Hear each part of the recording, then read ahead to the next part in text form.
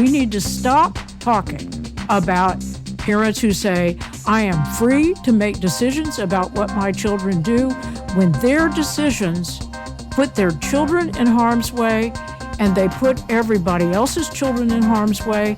That's not the right issue. The issue that we really need to be talking about is responsibility. Welcome to the award-winning podcast, Lawyer to Lawyer, with J. Craig Williams, bringing you the latest legal news and observations with the leading experts in the legal profession. You're listening to Legal Talk Network. Welcome to Lawyer on the Legal Talk Network. I'm Craig Williams, coming to you from Southern California. I write a blog named May It Please the Court and have two books out titled How to Get Sued and The Sled. Well, as students across the country return to classrooms, the controversy surrounding masks has reached a fever pitch. In at least 14 states, lawsuits have been filed either for or against masks in schools. This has led to protests, litigation, and even violence. Just this week, the United States Department of Education's Office for Civil Rights launched investigations into 5 states that have banned mask mandates in schools, alleging that governors are creating an unsafe learning environment for students with disabilities. So today on Lawyer to Lawyer, we're going to take a look at the mask controversy in schools and communities across the United States. We'll be discussing mask mandates, public health law, and litigation surrounding these issues with a woman who's both a law professor and a medical professor, as well as a lawyer and a doctor. We have Ellen Wright Clayton, JD, MD. Ellen is the Craig Weaver Professor of Pediatrics, Professor of Health Policy, and co-founder of the Center of Biomedical Ethics and Society at Vanderbilt Medical Center. And she's also Professor of Law at the Vanderbilt Law School. She's an active participant in policy debates. Professor Clayton has advised the National Institutes of Health and other federal and international bodies on an array of topics ranging from children's health to the ethical conduct of research involving human subjects.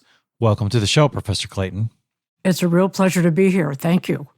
Well, Professor, we're talking about masks today. What is the general science behind wearing masks?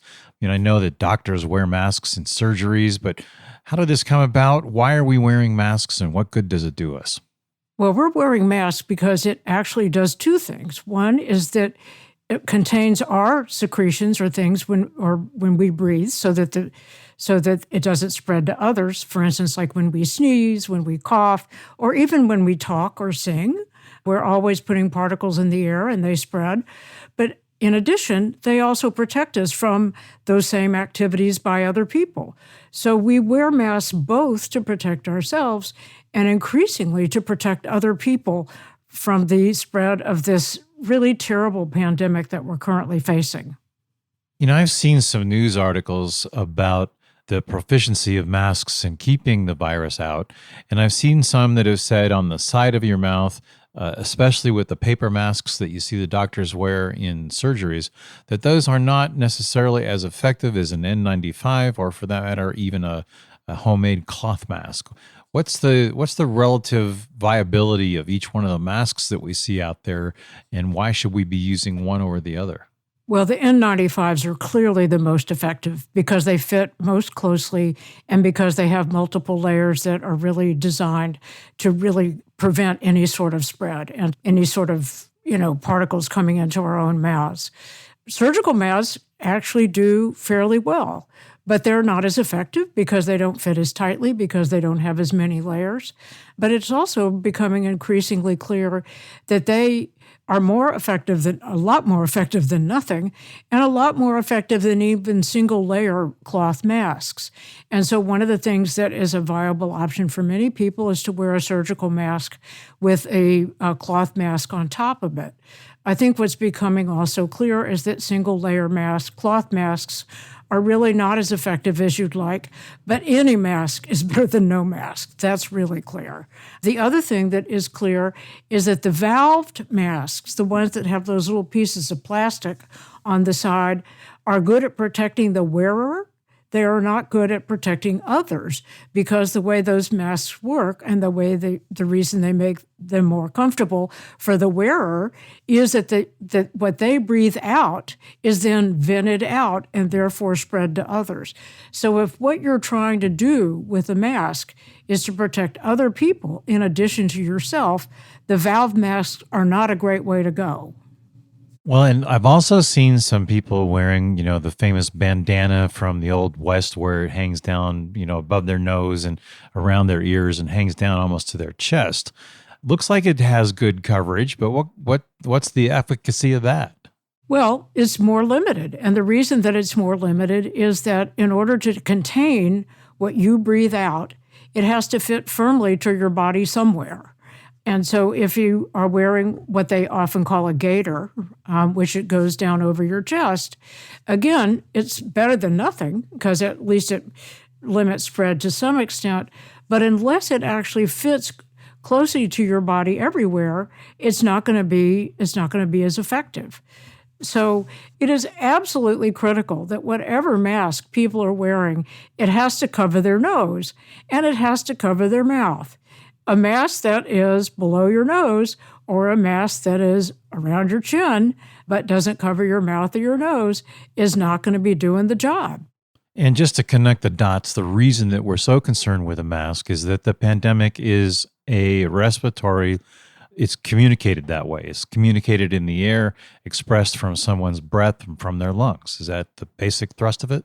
That's exactly right. Droplets and aerosols.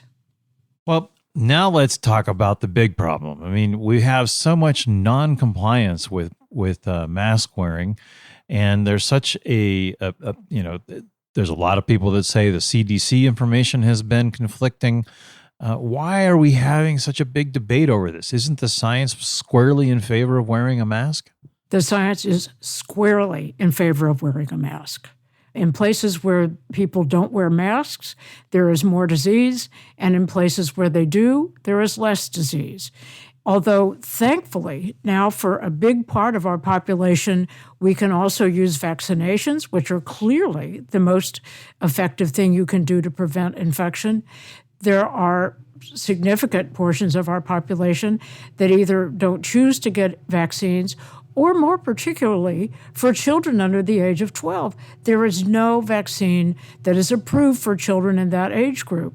And so that by far, the most effective things that we can do to protect our children from getting infected and to prevent them from helping others is by having them wear masks, because that is the primary, most effective thing that works.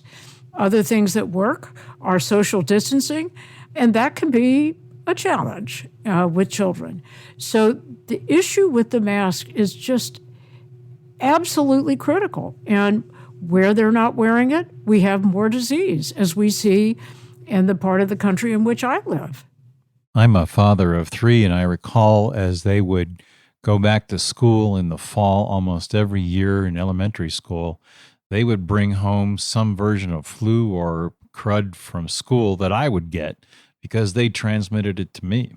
That's exactly right. I have friends and acquaintances, many of whom are immunocompromised or are otherwise really at risk of getting COVID. And they are really, some of them are really up in arms that we don't have the vaccine yet.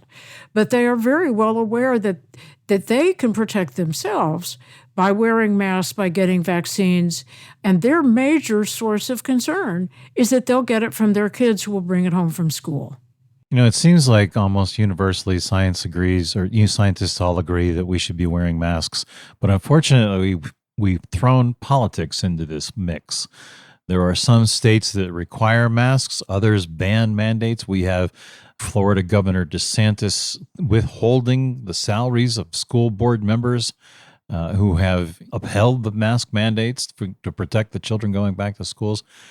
What role should politics be playing this in an ideal world, and how do we deal with it in this practical world? Well, I think we need to say very clearly that what we ought to be doing is wearing masks. This is a dreadful, dreadful pandemic, and what we desperately need to do is get it under control sooner rather than later, because otherwise we may develop more serious and even more virulent variants that will cause even more disease. We need to remind our leaders, both at the state and local level, that they have an obligation to protect the public, and they have an obligation to make sure that children are safe. It is important that we get kids back in school. It's clear that this last year has been costly in their learning, but we have to be able to do that safely, and that requires leadership that says that this is what we ought to do. We need to have a clear statement from parents who say, I am free to raise my kids and to make these kinds of health decisions, to understand that parental freedom is not unlimited. They do not have the right to put their children in harm's way. We have had laws to prevent child abuse and neglect for decades.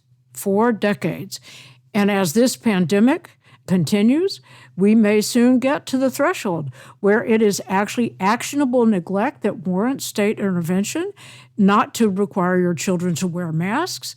And it is certainly not the right of children or the right of parents to not only put their own children in harm's way, but other people's children in harm's way and other people's children's family in harm's way. In the Supreme Court, in a very famous case called Prince versus Massachusetts, the Supreme Court said that parents are not free to make martyrs of their children. And they went on to say, in that case that involved religious freedom, to say that parents are not free in the name of religion to pose harm to their children, or in the case of communicable disease, or to permit their own religious beliefs to pose harm, the risk of communicable disease to others. This is really important. We need to stop talking about parents who say, I am free to make decisions about what my children do, when their decisions put their children in harm's way and they put everybody else's children in harm's way. That's not the right issue. The issue that we really need to be talking about is responsibility. We need to talk about the actions that we need to take to protect our children, to protect other people's children, to protect our entire population, to bring this under control. And we need to realize that we really are in this together, and we are responsible for others. It is certainly, when I go out, I'm fully immunized, you'll not be surprised to know. And when I go out, I wear a mask in part to protect me, but mostly is to protect other people, both literally in case I have an asymptomatic case, but also to sort of make the point that what a responsible person is doing ought to be doing in today's society is masking and taking this seriously and getting immunized. I mean, that's really where we are. Where, in your opinion, does the refusal to allow your child to wear a mask fall on the spectrum from civil neglect to criminal abuse? Well, fortunately, we don't have to get all the way to criminal abuse. Actually, neglect that puts a child, if you looked at the laws that exist in every state, they say when parental actions put a child at risk of serious harm, then that's actionable neglect that can warrant state intervention. We are coming perilously close to that. If you were able to say something directly to Governor Abbott of Texas and Governor DeSantis in Florida regarding mask usage, what would you say? What I would say is the data are clear, and that you need to tell the people in your state that they need to do this because they are responsible for all people. They are responsible for protecting their own children and protecting everyone else as well. And to have a ban on masks is irresponsible, and they are not meeting their obligations as leaders who have an obligation to protect the safety of their citizenry. They are abdicating that responsibility, and they need to face up to it.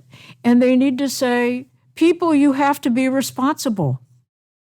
How would we go about taking this political aspect of what DeSantis and Abbott are doing? How do we get this out of the equation so that we can just focus on the science? Oh boy, I think it's going to be hard to get it out of the equation. I think that the new actions that are being considered by the Department of Justice civil rights movement is actually going to be an interesting step.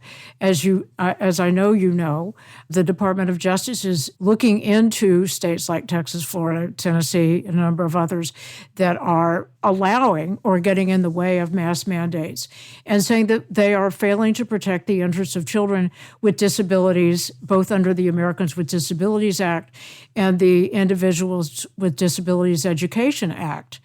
And I think that what they are saying there is that these kids have a right to go to school and to have a free, appropriate public education, and that they have to be kept safe, and that by getting in the way of mask mandates, you are putting these children in harm's way, in particular in harm's way. I think that's really important. I'm a strong advocate of the rights of individuals with disabilities. I think it is actually a great feature of our government that we have that commitment. And then I think actually a nice side benefit of that is that if it becomes the case that everyone has to wear masks and that people are encouraged, once the vaccines become available for younger children, to get those as well, that the nice side benefit of that is that those are lawsuits that will lift all boats, that will protect all children and not just children with disabilities. But I think we need to change our discourse in our country and say, we have to care about other people, and you can look to teachings of virtually every different religious tradition that says that we are to love our neighbors, that we are to care for our neighbors, and that is what we ought to do. And that the idea that we're free to do whatever we want without regard to the interests of others is just selfish. Well, the one thing as a lawyer that has bothered me in this entire discussion, that there has not been anyone speaking on behalf of the children. Seems like that's going to be what the civil rights case is about. That will certainly be what that's about. And actually and I think that one of the reasons they're seeing a lot of the cases being brought both by the Justice Department and by parents of children with disabilities is that they have a ready lever to move the world.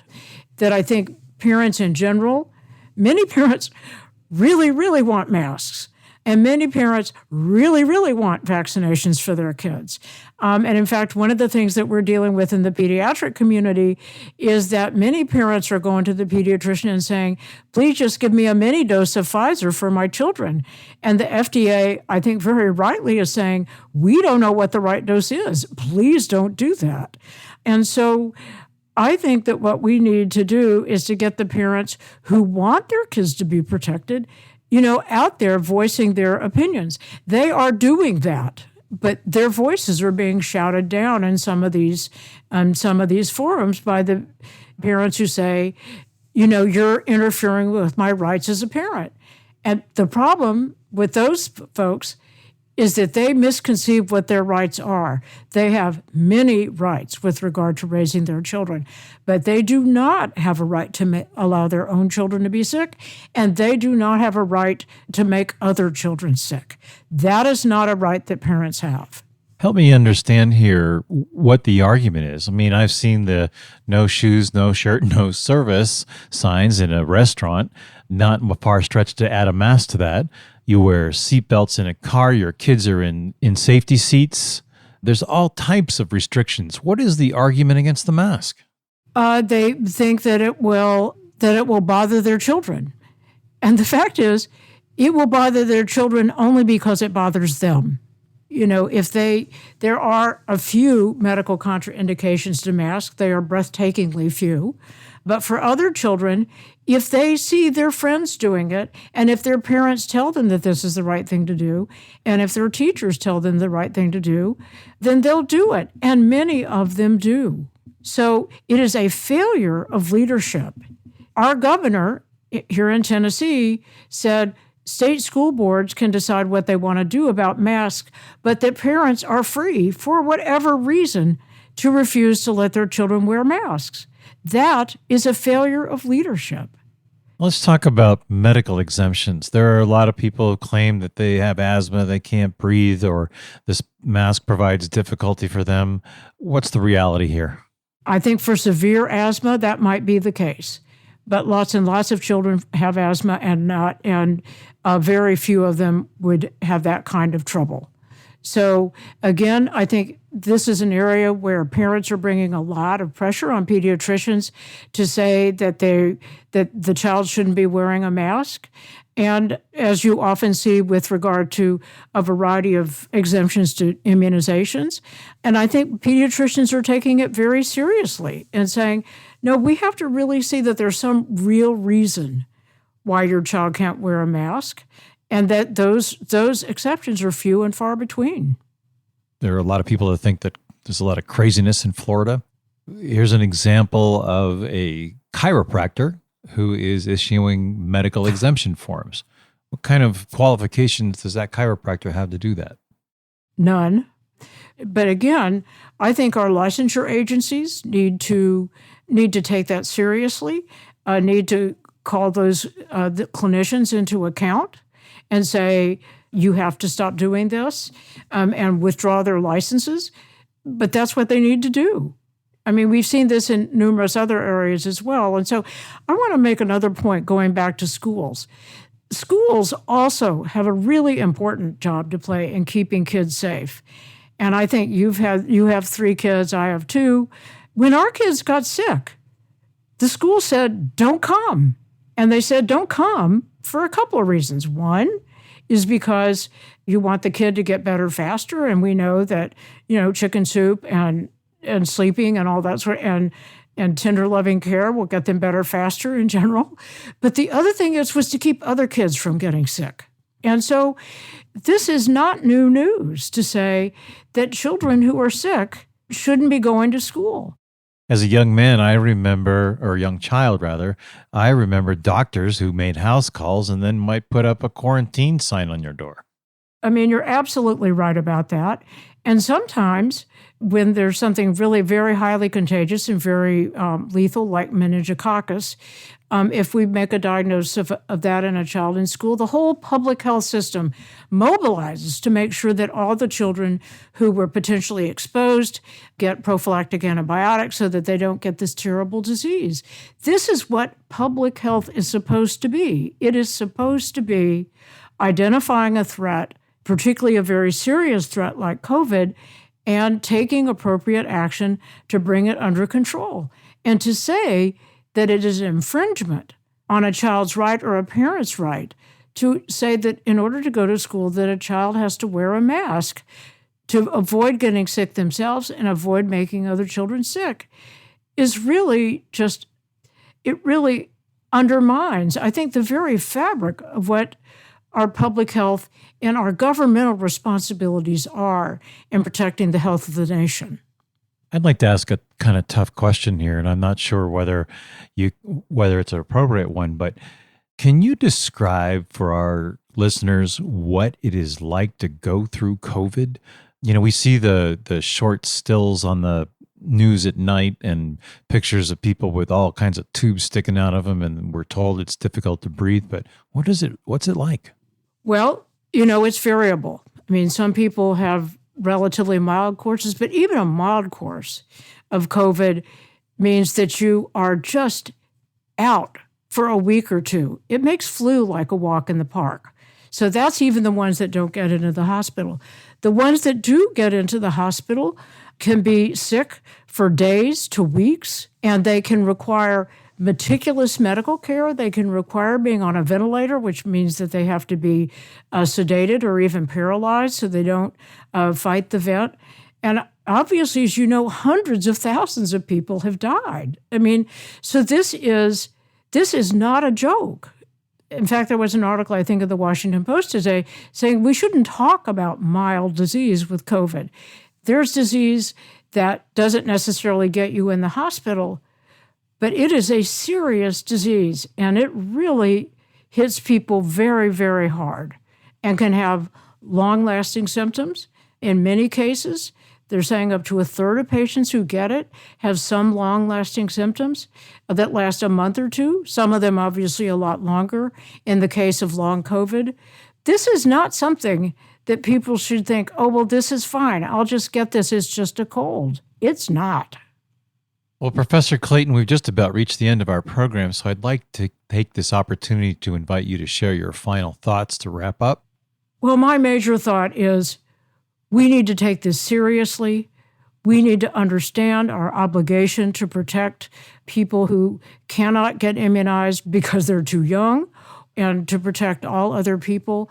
We need to take seriously the need to wear masks in the situations where there's a lot of disease going around. And we need to understand that this is not an infringement on our freedom. This is what we need to do to protect ourselves, to protect our children, and to protect everybody else in this great country. We need to do this. And we need to listen to what the scientific evidence is. The nature of science is that it evolves over time. But we know a lot now about what it takes to prevent this disease or to try to contain it, and we desperately need to do it. Well, thank you very much. That's been a spirited message that I hope gets through to our listeners. Like you, I'm vaccinated and wear a mask as when I'm appropriately inside something else, like a building. But thank you very much for being on the show today. As we wrap up, I'd like to thank our guest, Professor Ellen Clayton, for joining us today. It's been a pleasure having you on the show. Thank you. Well, if you like what you heard today, for our listeners, please rate us on Apple Podcasts or your favorite podcasting app. You can also visit us at LegalTalkNetwork.com, where you can sign up for our newsletter. I'm Craig Williams. Thanks for listening. Please join us next time for another great legal topic. When you want legal, think lawyer to lawyer. Thanks for listening to Lawyer, produced by the broadcast professionals at Legal Talk Network. Subscribe to the RSS feed on LegalTalkNetwork.com or in iTunes. The views expressed by the participants of this program are their own and do not represent the views of, nor are they endorsed by, Legal Talk Network, its officers, directors, employees, agents, representatives, shareholders, and subsidiaries. None of the content should be considered legal advice. As always, consult a lawyer.